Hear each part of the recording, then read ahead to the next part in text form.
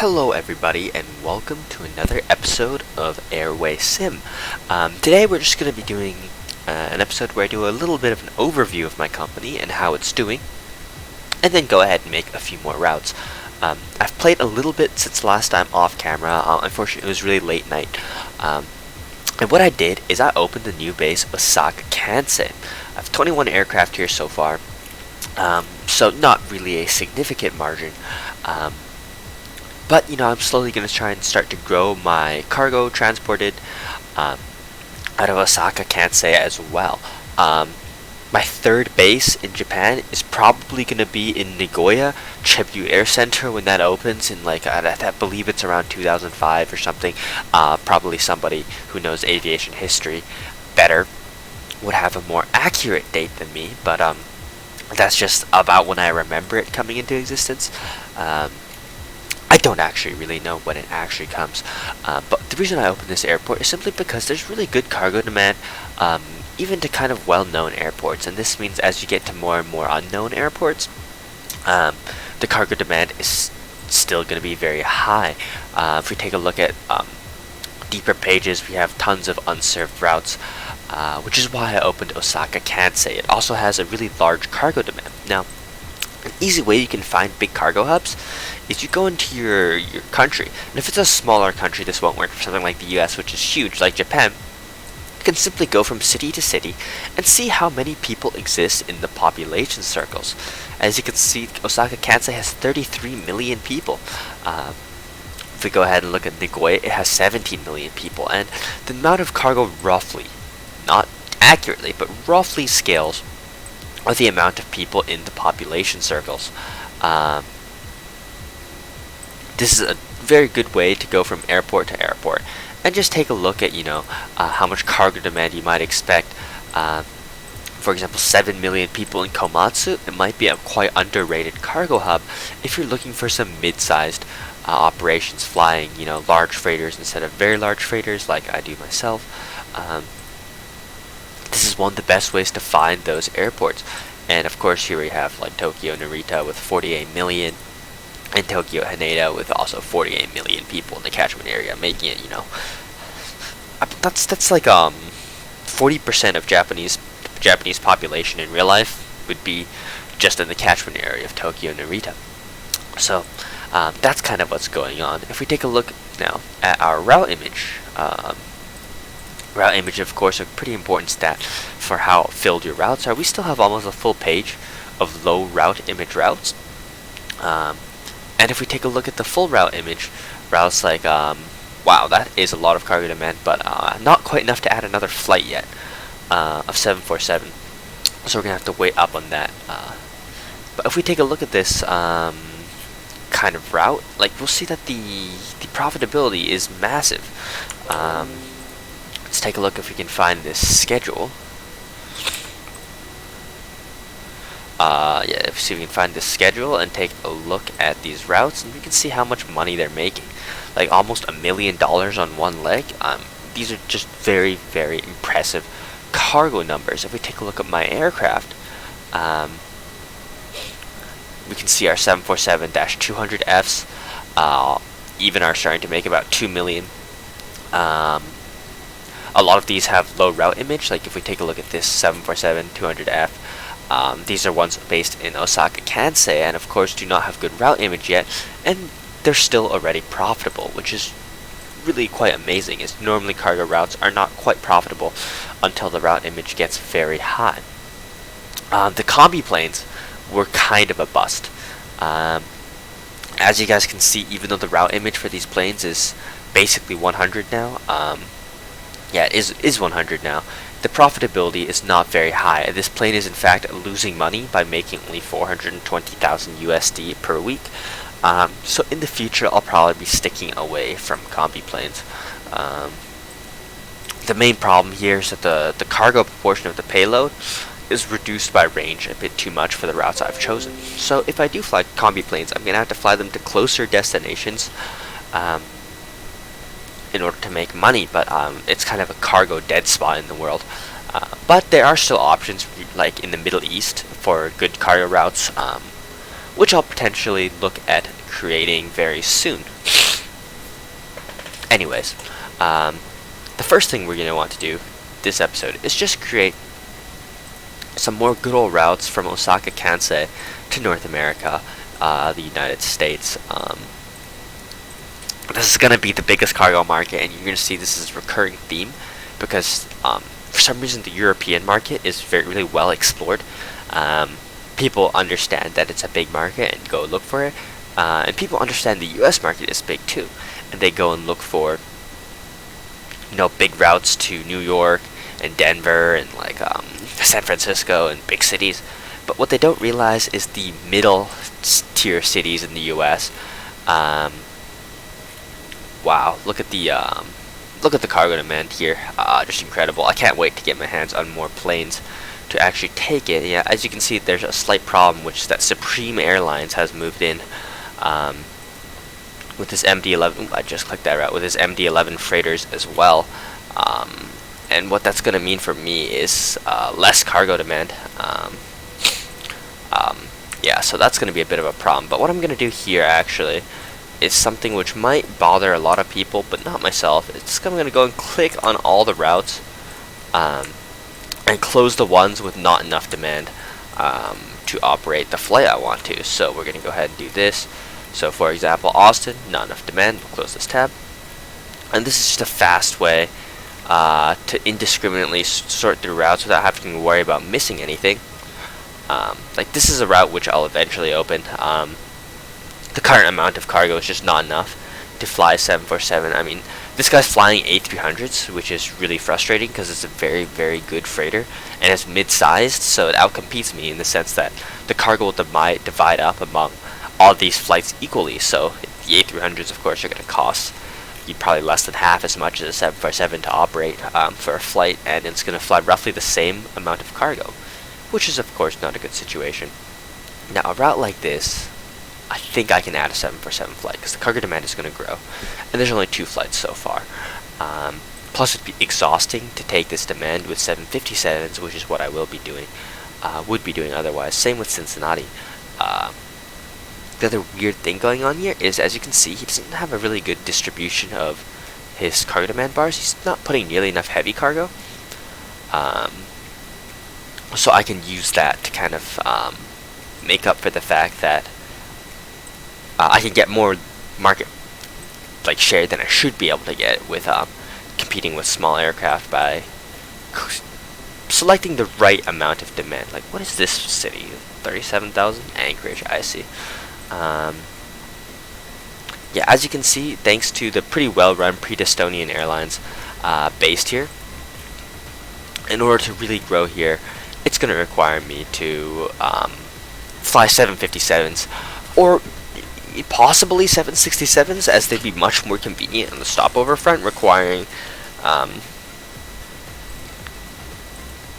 just a single stop for a full payload, whereas you really do need 2 stops for a full payload.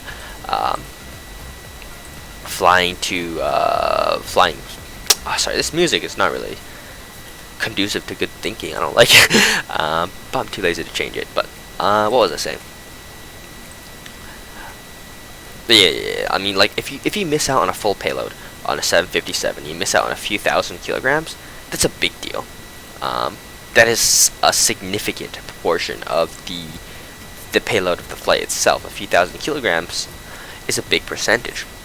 However, if I do something like a 767, which has a higher payload and a higher range, if I miss out on a few thousand kilograms, it's not really a big deal. Plus, it's going to be a full payload anyway. So you really do want to stop the 757 for just a few thousand kilograms of cargo. It's probably worth it. The stop doesn't cost you that much either because it's not a very big plane. But that's kind of just something to note. Indianapolis has no kind of overnight restrictions, so might as well make it take off in a terrible time. And yeah, here's what I mean by there's really weird ratios that this guy chooses. Like, the light cargo is filled, but the heavy cargo and the standard cargo are kind of mostly empty. So what I'm gonna do is I'm gonna do something like this, like 5, maybe 10%. 50 and 40, and this should give me a pretty good payload, or a pretty good amount of cargo demand, because this other guy is not really picking the correct ratio. So we can go ahead and open this route up. Alright, and as you can see, we can just make the flight back with no stop. The range is actually just about perfect. I mean, because of this, we won't be grabbing a large share of the cargo back, but we're only missing out on a bit, and I don't think it's worth a 3-hour stop of an expensive 747. This is, of course, the lowest range variant of the 747 I have. 2420 is the worst engine type. Better engines will be able to fly much farther. Let's go ahead and open Cincinnati as well. It has the same weird problem, which I really don't understand. I would not have done what he has done, and I will always use 20-40-40 for light, standard, heavy cargo. It just results with the best results. If you're ever opening 2 flights, open the second flight with 20-45-35 cargo distribution. Sometimes I forget, but that's what you should be doing to get a perfect cargo load out of most major airports. Some airports will have different distributions of cargo, but that is the most common one I see, is 20-40-40 approximately. It's actually like 20-42 and a half, like 38 and a half, something like that is a more accurate number. But of course, I'd rather grab all the heavy cargo than all of any other kind of cargo. And in addition to that, if there's ever a passenger flight on the same route, that really skews numbers a bit, so you're gonna have to be mindful of that. And when you see a regular passenger flight competing with your cargo demand, of course, there's only be standard and light cargo supplied, so you're going to usually want to increase your proportion of heavy cargo a little bit. By the way, the reason why I'm using Pank or Anchorage as a stopover point instead of PIFA, which is in a better place positionally in the sense that the total route will be shorter if I use that as a stopover, is it's simply a little bit too far from Osaka Kansai, which is farther south and farther west than Tokyo, which means it's slightly farther from PIFA. So no Fairbanks usage here. We're just going to be flying out of Anchorage this time, and yeah, Anchorage, not a bad city. I think we should do something like this for this route, simply because the guy only has 1 flight instead of his regular 2. Just go ahead and, whoop, that's not the correct date. No, don't close the route. I don't want to close it, just remove it. Yes, we need to take off on Thursday. Alright. If I add another long flight, I don't know if I'll be able to add a short flight in. But we can go ahead and see what happens here. Buffalo, Niagara is quite far. Let's see if we can find a short flight.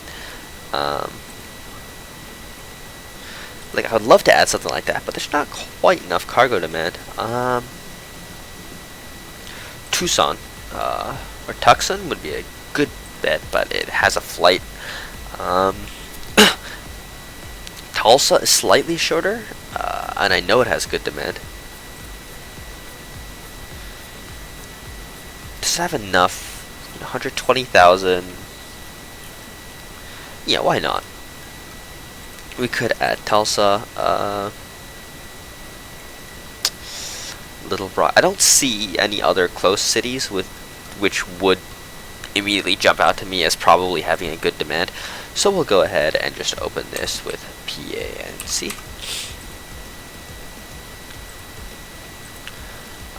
Yeah, this is once again a really good cargo route. We can have a little bit of competition with pre-Estonian Airlines here, but it shouldn't be a big deal. Later on, I'm just going to start to 757 spam every route. But simply speaking, the demand for 757s is so high. It is going to take absolutely forever to get as many as I need. I could probably fly 2,000 757s out of Narita and Kansai, just 757s. So yeah, of course, it's going to take forever before I'm actually able to add so many. Um, Alright, so if I add a maintenance check, which would need to happen at 16:15, can I fit a route to Iran or somewhere close? Alright, so the first thing I want to check is, let's go ahead and open a new route, is to the US, Hawaii. So I think Hawaii is under 3,500 nautical miles. So we're going to want to check this Laihu. Okay, maybe we need a little bit more, 3,700 nautical miles. And we can just check these for any decent cities. I think Honolulu. Wow, there's really good passenger demand too. Yeah, even with a lot of the cargo demand going towards passenger aircraft, this still looks like a good candidate. I mean, if these planes are upgraded eventually to less terrible planes like say A330s, the belly cargo is just going to eat up this demand. But it's not. Meaning I really can probably grab most of that demand to Honolulu. It's the only city with enough. So I'm going to go and do it. Yeah, eventually this route is going to fall off. But until somebody, you know, adds the 2115, until somebody adds the better passenger planes or another cargo flight, I still will be the only guy flying cargo. Of which there's a lot, so you know I'm gonna get like 55%, something like that. We have a big lack of all kinds of demand here actually, but I think this should be good. Will it fit is another question. When do we land? 18. So I think that fits quite well. Yeah, I think it's a pretty good turnaround time. It's just slightly long, I believe. Like, yeah, it's gonna look a little bit short, and there's gonna be an increased chance of delay there. But I'm honestly not even bothered to fix that. One flight a week with a bad chance of delay, like 20%, it's not gonna make or break a company, and it's a lot of work to change. I mean, this is kind of the way I play. Instead of precision, I just like to do a lot of the right things. So when something is not perfect, it doesn't make or break anything. It's just kind of a little unfortunate consequence. If you're really like anal or running a smaller company, it is worth fixing something like that by compressing, you know, the turnaround time before and after, so that each one is a reduced amount, say 3%, or 5% or 8% delay, just by adding 10 minutes and making sure the last one isn't like 25% chance delay, or something like that. But once again, I mean, that's not really a big concern to me, as I'm mostly here just to capture a lot of demand, and as long as none of the other routes like normally don't have this kind of chance of delay, then you'll rarely have a problem from it. Another thing I'm kind of surprised by now is how surprisingly few aircraft I have. I think most of them must be based in Tokyo,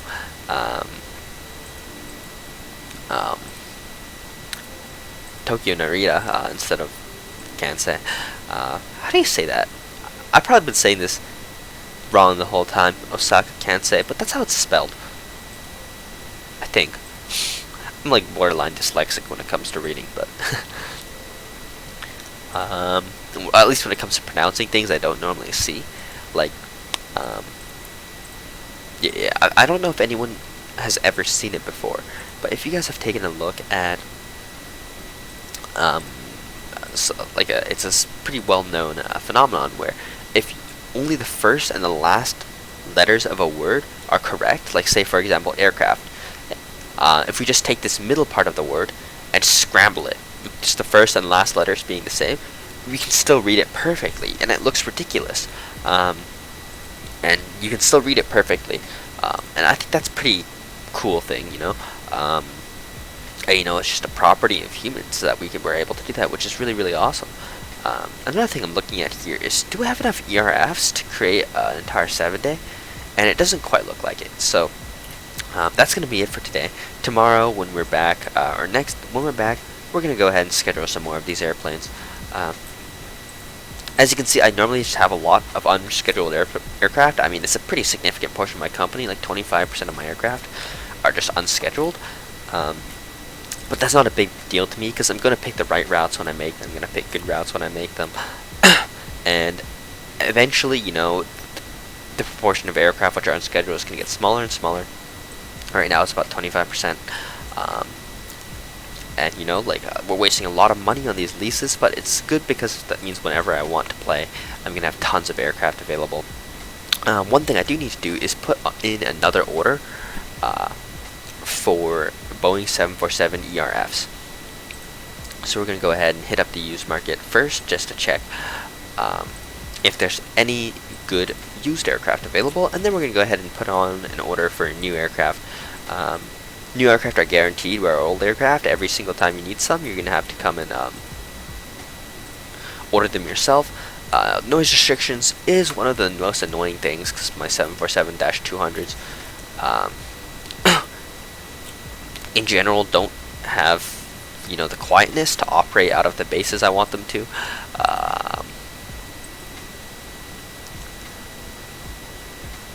I should go and schedule that plane actually right now. 747-200.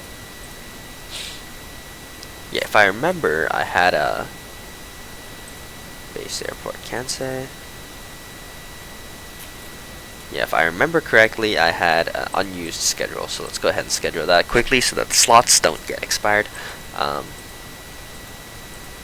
go ahead and drop that in there. And yes, what was I doing? Right, oh yeah, I was going to put in an order for new aircraft. So let's go ahead and do new aircraft.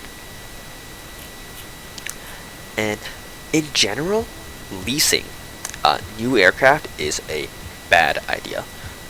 But given that the 747 is a dirt cheap aircraft, as you see the list price for the best engine variant, Pratt Whitney, using actually a somewhat reasonable amount of fuel per hour, 8,500, 600 kilograms an hour, for such a large plane is not the worst. I mean, it's like 20% worse than a 777F for just 10,000 kilograms less cargo and a longer range.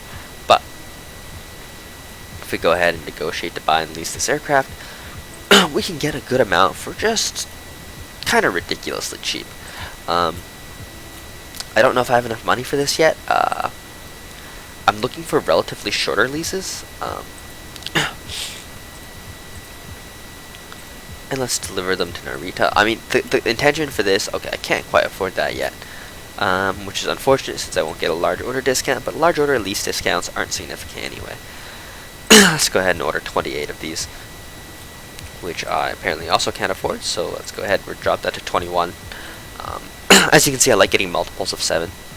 I mean, the large order discount's basically void now. I'm also only getting these on 8-year leases.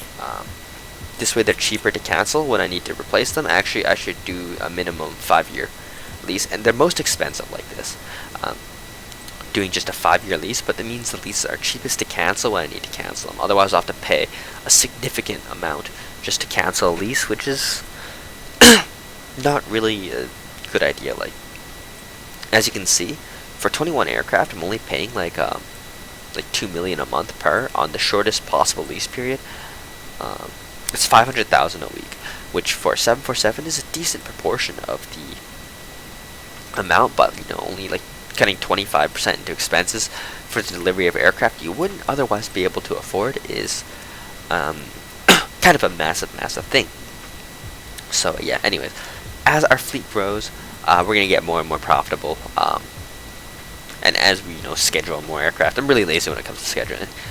But yeah, anyways, hopefully you guys enjoyed. I'll see you guys next time. Peace.